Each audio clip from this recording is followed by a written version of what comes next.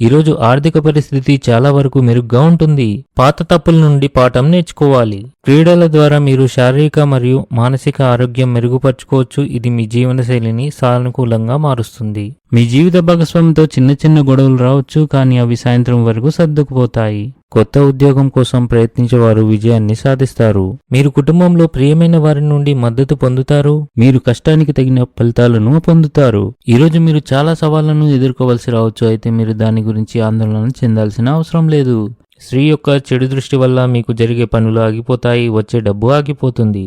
జీవనోపాధిలో మంచి అభివృద్ధి ఉంటుంది. ప్రతి లావాదేవీలు మీ వ్యాపార అభివృద్ధికి కీలక పాత్ర పోషిస్తాయి, కాబట్టి అవి నిశ్చితంగా చేయాలి.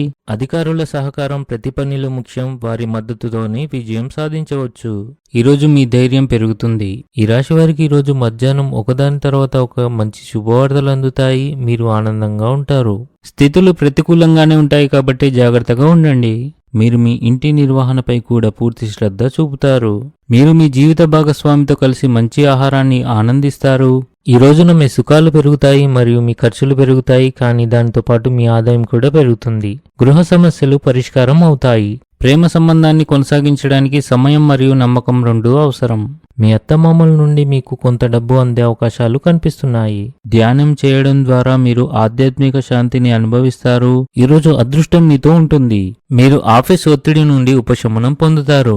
మీ తల్లిదండ్రుల ఆశీర్వాదంతో మీరు మీ పని రంగంలో మంచి విజయాలను పొందుతారు. మీరు ఏదైనా పనిని చేసే బాధ్యతను తీసుకున్నట్లయితే దాన్ని పూర్తి చేయడంలో కొంత జాప్యం జరగవచ్చు. దాని కారణంగా ప్రజలు మీపై కోపం తెచ్చుకోవచ్చు. వైవాహిక జీవితంలో మాధుర్యం ఉంటుంది. ఉద్యోగస్తులు ఆకస్మిక విహారయాత్రలకు వెళ్లవలసి రావచ్చు.